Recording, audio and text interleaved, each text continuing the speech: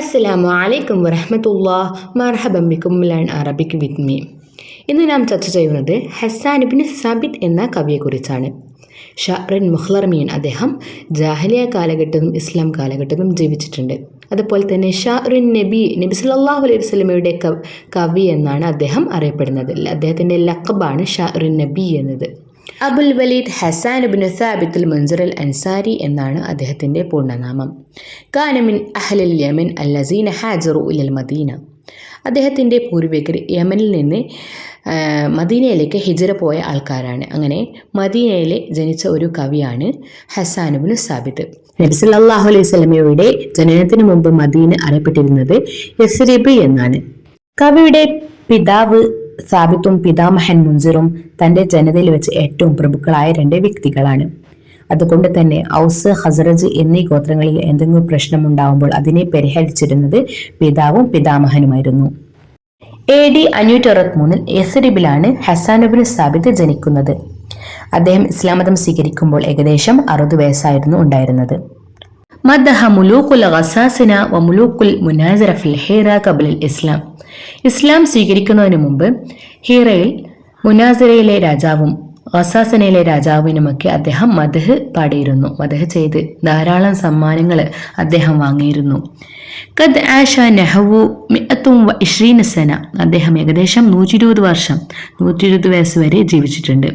അതിൽ 60 വർഷം ജാഹിലിയ കാലഘട്ടത്തിലും അതുപോലെ തന്നെ 60 വർഷം ഇസ്ലാമിലും ജീവിച്ചിട്ടുണ്ട്. അങ്ങനെ 120 വർഷത്തോളം ജീവിച്ച ഒരു കവിയാണ് ഹസ്സാൻ ഇബ്നു സാബിത്ത്. കാന ഫിൽ ജാഹിലിയ ഷാഇർ അഹ്ലുൽ മുദ്ൻ. ജാഹിലിയ കാലഘട്ടത്തിൽ അദ്ദേഹം അഹ്ലുൽ മുദ്ൻ പട്ടണങ്ങളുടെ ഗോത്രനിവാസികളുടെ കവിയായിരുന്നു. ഒഫിൽ ബഅസത്തി ഷാഇറുൻ നുബുവ. നബി സല്ലല്ലാഹു അലൈഹി വസല്ലം പ്രവാചകത്വം ലഭിക്കുന്ന സമയത്ത് അദ്ദേഹം ഷാഇറുൻ നബി സല്ലല്ലാഹു അലൈഹി വസല്ലമയുടെ കവിയായിരുന്നു. ഒഫിൽ ഇസ്ലാം മതം സ്വീകരിച്ചതിന് ശേഷം ഷാഇറുൽ യമാനിയക്കളുടെ കവിയാണ്. കാന യഗ്ലുബു ഫി ശഅരിഹിൽ ഫഖർ വൽ ഹമാസ വൽ മദ്ഹ് വൽ ഹജാ. അദ്ദേഹത്തിന്റെ കവിതയിൽ കൂടുതലും അഭിമാന കാവ്യവും ധീരതയും പ്രശംസിക്കലും ആക്ഷേപിക്കലും ഒക്കെയാണ്.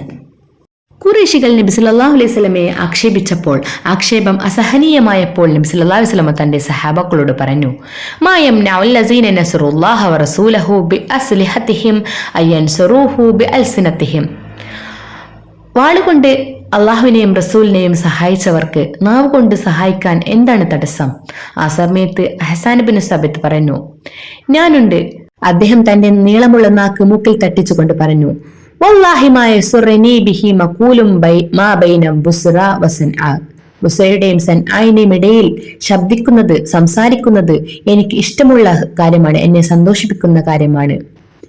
അപ്പോൾ നബി സല്ലല്ലാഹു അലൈഹി വസല്ലം പറഞ്ഞു, കൈഫ തഹ്ജൂഹും വ അന മിൻഹും. കാരണം ഞാൻ ഖുറൈശികൾപ്പെട്ടവനല്ലേ, അതുകൊണ്ട് എങ്ങനെയാണ് നീ അവരെ ആക്ഷേപിക്കുന്നത്? ആ സമയത്ത് ഹസ്സാൻ ഇബ്നു സാബിത്ത് പറഞ്ഞു, അസ്ലക മിൻഹും കമാ തസ്ലു ശഅറത മിനൽ അജീൻ. ഗോതമ്പ് മാവിൽ നിന്ന് മുടിയെ ഊരിയെടുക്കുന്നത് പോലെ താങ്കളെ അവരിൽ നിന്ന് ഞാൻ ഊരിയെടുക്കും, വേർപ്പെടുത്തും. അപ്പോൾ നബി സല്ലല്ലാഹു അലൈഹി വസല്ലം പറയുന്നു, എങ്കിൽ നീ ആക്ഷേപിച്ചുകൊള്ളുക, നിന്നോടൊപ്പം റൂഹുൽ ഖുദ്സ് ജിബ്രീൽ അലൈഹിസ്സലാം ഉണ്ട്. അങ്ങനെ ഹസ്സാൻ ഇബ്നു സാബിത്ത് ഖുറൈശികളെ ശക്തമായി ആക്ഷേപിച്ചു, അവരുടെ വായ അടപ്പിച്ചു. അങ്ങനെ ഷാഇറുൻ നബി എന്നറിയപ്പെടുന്ന മുഹ്ലറമീൻ കവികളിൽപ്പെട്ട പ്രശസ്തനായ ഒരു കവിയാണ് ഹസ്സാൻ ഇബ്നു സാബിത്ത്.